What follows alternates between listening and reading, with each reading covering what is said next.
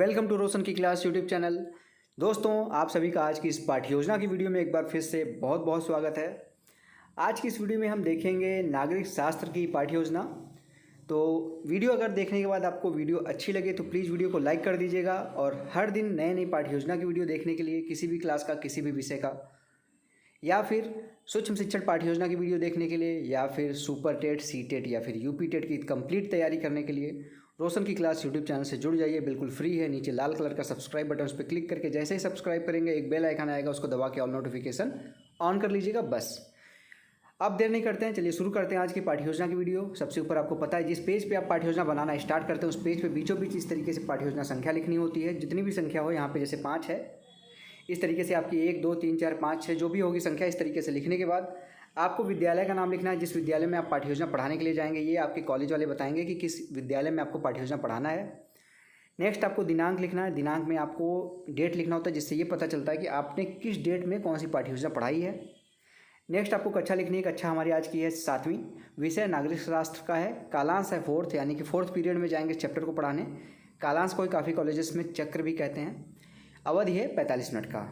अब उसके बाद आपको लिखना होता है अपना प्रकरण। प्रकरण देखिए लिखा हुआ है यहाँ पे सर्वोच्च न्यायालय।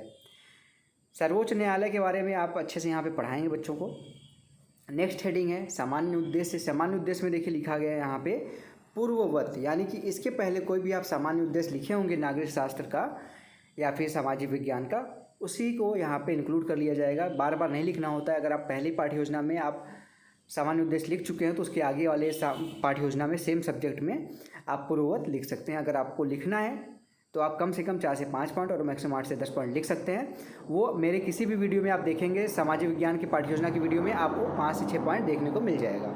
वहाँ से आप लोग देख लीजिएगा। ऊपर मैं आई बटन पे भी यहाँ पे लिंक दे दूँगा या फिर डिस्क्रिप्शन बॉक्स में भी आपको लिंक मिल जाएगा, वहाँ से भी आप जाके देख सकते हैं।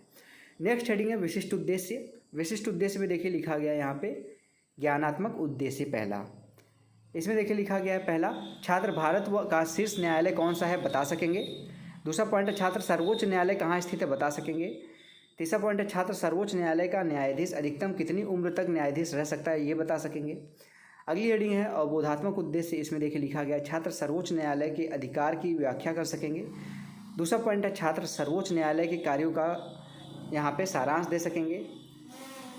छठवां पॉइंट है छात्र सर्वोच्च न्यायालय को मानचित्र में दर्शा सकेंगे। सातवां पॉइंट है छात्र सर्वोच्च न्यायालय की शक्तियों का उल्लेख कर सकेंगे। इसके बाद है अगली हेडिंग यहाँ पे शिक्षण सहायक सामग्री। देख लीजिए यहाँ पे लिखा गया शिक्षण सहायक सामग्री। इसमें लिखा गया सर्वोच्च न्यायालय का चित्र। इसके अलावा आप कक्षोपयोगी समस्त सामग्री भी लिख सकते हैं इसमें, जिसमें आपका चौक, डस्टर, लपेट से अम्पट, संकेतक, ये सारी चीज़ें आती हैं। अगली हेडिंग है पूर्व ज्ञान। पूर्व ज्ञान में देखिए लिखा गया छात्र न्यायालय के विषय में सामान्य जानकारी रखते हैं, उनको सामान्य जानकारी है न्यायालय के बारे में। अगली हेडिंग है पाठ प्रस्तावना।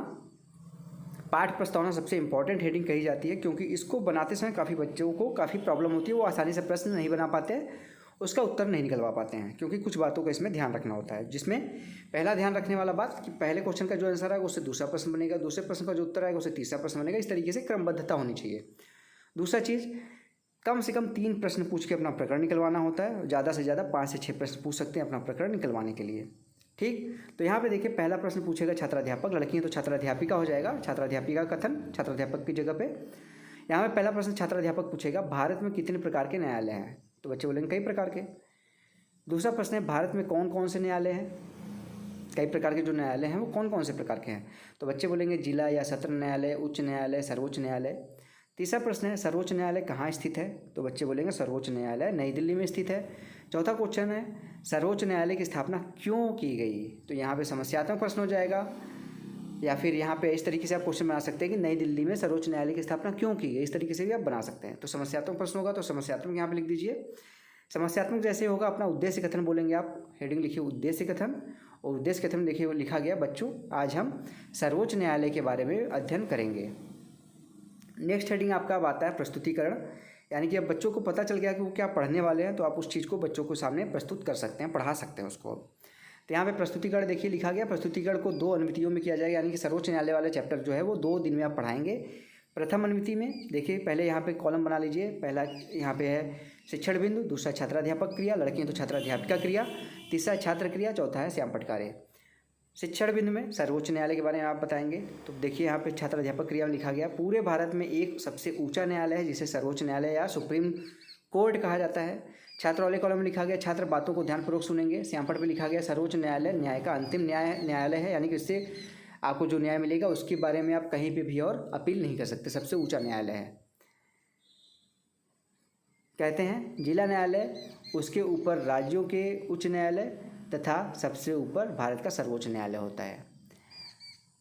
न्यायाधीश की योग्यताएं, पहला है भारत का नागरिक होना चाहिए, वह किसी उच्च न्यायालय में कम से कम 5 वर्ष तक न्यायाधीश के पद पर कार्य कर चुका हो तथा उच्च न्यायालय में 10 वर्ष तक वकालत कर चुका हो, या भारत के राष्ट्रपति की दृष्टि में कानून का ज्ञाता हो। उसकी उम्र 65 वर्ष से कम हो। प्रत्येक न्यायाधीश 65 वर्ष की आयु तक अपने पद पर रहेगा। यहाँ पे लिख लीजिएगा, अपने पद पर रहेगा, कार्यकाल में है। श्यामपट वाले में लिख दीजिए न्यायाधीशों की योग्यताएं, और दूसरा है क्या कार्यकाल। तो ये जो आपने बताया उसी में से वहाँ पे लिख दीजिए कि योग्यताएं क्या क्या होनी चाहिए और कार्यकाल क्या होना चाहिए, 65 वर्ष से ज़्यादा नहीं होना चाहिए। बोध प्रश्न है, भारत के न्याय का शीर्ष न्यायालय कौन सा को क्या कहते हैं? तो बच्चे बोलेंगे सर्वोच्च न्यायालय। दूसरा प्रश्न है, सर्वोच्च न्यायालय के न्यायाधीश का कार्यकाल कितना होता है? तो बच्चे बोलेंगे 65 वर्ष। द्वितीय अनुवृत्ति है यहाँ पे सर्वोच्च न्यायालय का अधिकार। सर्वोच्च न्यायालय का अधिकार में देखिए लिखा गया छात्र अध्यापक क्रिया में, संविधान द्वारा उच्चतम न्यायालय को व्यापक अधिकार प्राप्त हैं। संविधान में लिखे हुए नियमों से संबंधित विवाद सीधे सर्वोच्च न्यायालय में दायर किए जा सकते हैं।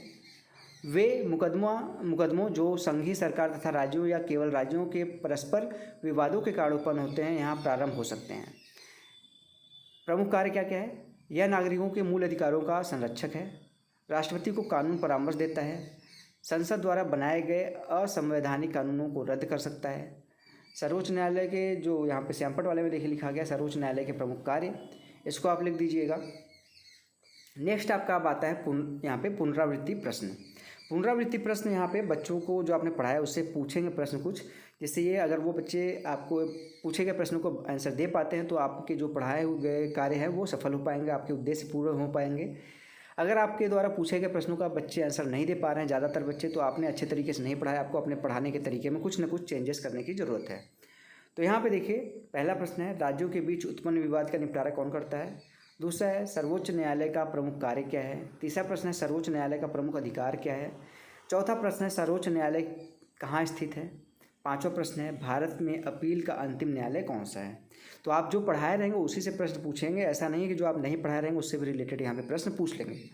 ठीक है, अब लास्ट है यहाँ पे आता है हेडिंग गृह कार्य। गृह कार्य यानी कि होमवर्क, बच्चों को घर से करके लाने के लिए होमवर्क जरूर दिया जाना चाहिए, जिससे बच्चे घर पे जाएं और आपके द्वारा किए जो आपने पढ़ाया है उसको घर पे जाके रिवाइज करें, और जो आपका उद्देश्य था वो पूर्ण हो सके कि बच्चों को वो चैप्टर अच्छे तरीके से याद हो जाए। तो यहाँ पे देखिए पहला प्रश्न है, बच्चों घर से सर्वोच्च न्यायालय के अधिकार क्षेत्र के बारे में लिख कर लाएंगे। ठीक है, और दूसरा प्रश्न है, सर्वोच्च न्यायालय के न्यायाधीश की योग्यताएं याद करके आप आएंगे। इतनी चीज़ें आपको यहाँ पे करनी है। गृह कार्य के साथ ही आपको पता है कि गृह कार्य किसी भी लेसन प्लान का सबसे लास्ट हेडिंग होता है। इसी के साथ हमारा आज का लेसन प्लान यहाँ पे दोस्तों समाप्त होता है। अगर आपको आज का लेसन प्लान पसंद आया हो तो प्लीज़ इस वीडियो को लाइक कर दीजिएगा, और ऐसे ही डेली बेसिस पे अगर आप लोगों को पाठ्य योजना की ज़रूरत है, यानी कि लेसन प्लान की ज़रूरत है किसी भी विषय का, किसी भी क्लास का, और सूक्ष्म शिक्षण पाठ्य योजना की अगर आपको ज़रूरत है किसी भी कौशल के ऊपर, तो आप नीचे कमेंट बॉक्स है उसमें कमेंट कर सकते हैं। मैं 1 से 2 दिन के अंदर आप लोगों की वीडियो आप तक रोशन की क्लास यूट्यूब चैनल के माध्यम से पहुंचा दूंगा। कभी कभी ऐसा होता है कि मैं यहाँ पे आप लोगों की वीडियो बना भी देता हूँ, आपको पता नहीं चलता, आप फिर से कमेंट करके बोलते हैं कि सर आपने मेरी वीडियो नहीं बनाई। तो ये ऐसा इसलिए होता है क्योंकि आपने चैनल को सब्सक्राइब नहीं किया और बेल आइकन को नहीं दबाया। आप नीचे लाल कलर का जो सब्सक्राइब बटन उस पर क्लिक करके सब्सक्राइब कर लें, साथ ही साथ बेल आइकन आएगा, घंटी का निशान आएगा, उसको दबा के और नोटिफिकेशन ऑन भी कर लें, जिससे मैं आपको वीडियो जो आपने मांगी वो बनाऊँ और अपलोड करूँ, तो उसके बाद नोटिफिकेशन आपको पता चल जाए कि आपकी वीडियो बन गई है। और अगर आपको सुपर टेट, सी टेट या फिर यूपी टेट की कंप्लीट तैयारी करनी है तो भी आप रोशन की क्लास यूट्यूब चैनल से जुड़ सकते हैं, बिल्कुल फ्री है। नीचे लाल कलर का सब्सक्राइब बटन उस पर क्लिक करके सब्सक्राइब कर लीजिए और बेल आइकन को दबा के रखिए। तो फ्रेंड्स मिलते हैं नेक्स्ट वीडियो में, तब तक के लिए आप सभी का बहुत बहुत धन्यवाद। जय हिंद, वंदे मातरम। और हाँ, इस वीडियो की अगर आपको PDF चाहिए तो आप रोशन की क्लास टेलीग्राम चैनल से आप जाके डाउनलोड कर सकते हैं। मैं वीडियो का लिंक साथ में इस PDF का नाम जो नाम रहता है पाठ्य योजना, जैसे सर्वोच्च न्यायालय है पाठ्य योजना, तो इसी नाम से PDF आपको वहाँ पे देखने को मिल जाएगा। तो फ्रेंड्स मिलते हैं नेक्स्ट वीडियो में, तब तक के लिए आप सभी का बहुत बहुत धन्यवाद। जय हिंद, वंदे मातरम।